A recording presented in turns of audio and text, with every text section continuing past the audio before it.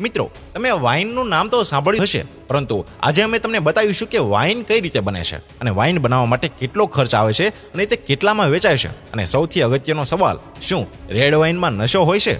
અને મિત્રો, વાઇન માટે દ્રાક્ષ કેવી રીતે તોડવામાં આવે છે અને કેવી રીતે તેની પ્રોસેસ કરી અને વાઇન બનાવવામાં આવે છે? તો મિત્રો, ચાલો વિડીયો શરૂ કરીએ. રેડ વાઇન બનાવવા માટે કાળી દ્રાક્ષની જરૂર પડે છે, જેના માટે આપણે દ્રાક્ષના ખેતરોમાં જવું પડે છે, જ્યાં ખેડૂતોએ આ દ્રાક્ષ 8 થી 10 મહિના સતત મહેનત કરીને ઉગાડી છે. અને આ દ્રાક્ષ સારી રીતે પાકી જાય ત્યારે પાકેલી દ્રાક્ષને તોડીને ટ્રોલીમાં ભરીને ખેતરોની બહાર લઈ જવામાં આવે છે.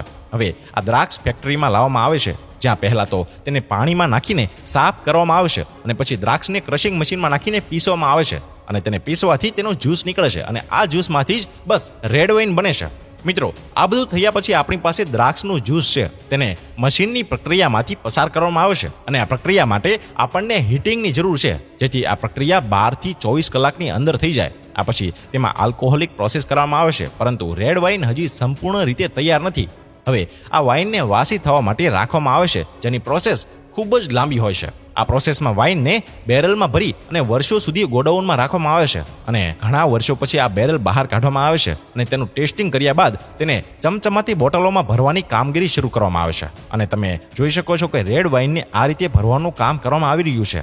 એક બાજુ રેડ વાઇન ભરાતી જાય છે અને બીજી બાજુ ભરેલી બોટલો નીકળતી જાય છે. અને આ બોટલને સીલ કર્યા પછી આખરે તેના પર લોગો લગાડવામાં આવે છે.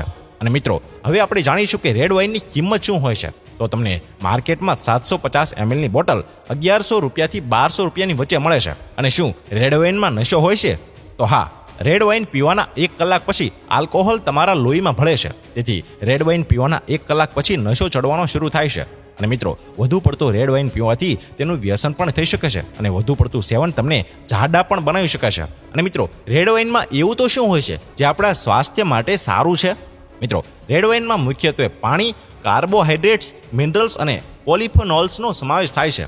વાઇનમાં એવા પદાર્થો હોય છે જે હૃદય રોગ અને કેટલીક જૂની બીમારીઓ પર નોંધપાત્ર અસર કરી શકે છે. જેમ આપણે ઉપર ઉલ્લેખ કર્યો છે કે રેડ વાઇન મુખ્યત્વે દ્રાક્ષમાંથી બનાવવામાં આવે છે અને દ્રાક્ષ ઘણા પ્રકારના એન્ટીઓક્સિડન્ટોથી ભરપૂર હોય છે. ખાસ કરીને તેનું રિઝવેરાટ્રોલ એન્ટીઓક્સિડન્ટ હૃદયને સ્વાસ્થ્ય કરવામાં મદદ કરી શકે છે. ખોરાક અને પાણીમાં તેમની હાજરી હૃદય રોગ, કેટલાક કેન્સર અને ડાયાબિટીસનું જોખમ ઘટાડી શકે છે. એટલું જ નહીં, રેડ વાઇનનું સેવન હાઈ બ્લડ પ્રેશરના દર્દીઓને બ્લડ પ્રેશર ઘટાડવામાં પણ મદદરૂપ કરી શકે છે. અને રેડ વાઇનના કેટલાક ગેરફાયદા પણ છે. મિત્રો, વાઇન પીવાના ફાયદા અને ગેરફાયદા બંને છે, પરંતુ વધુ માત્રામાં તેનું સેવન કરવાથી કેટલીક હાનિકારક અસરો પણ થઈ શકે છે. રેડ વાઇનમાં આલ્કોહોલ હોય છે. આવી સ્થિતિમાં તેના વધુ પડતા સેવનથી લીવરની બીમારી થઈ શકે છે. અને સગર્ભા સ્ત્રીઓ અથવા સ્તનપાન કરાવતી સ્ત્રીઓએ વાઇનનું સેવન ટાળવું જોઈએ. આલ્કોહોલના સેવનથી ગર્ભમાં રહેલા બાળકને ઘણી સ્વાસ્થ્ય સમસ્યાઓ થઈ શકે છે. આ બાળકના માનસિક અને શારીરિક વિકાસને અસર કરી શકે છે.